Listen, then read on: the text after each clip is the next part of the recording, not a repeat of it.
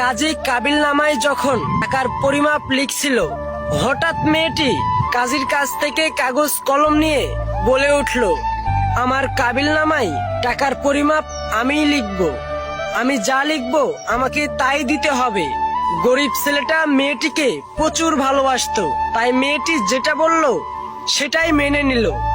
আর দরদ ভরা কণ্ঠে বলে উঠল, এমন কিছু লিখো না যা দেওয়ার স্বার্থ আমার নেই। আমি গরিব হতে পারি, কিন্তু তোমাকে কখনোই ছেড়ে যাব না।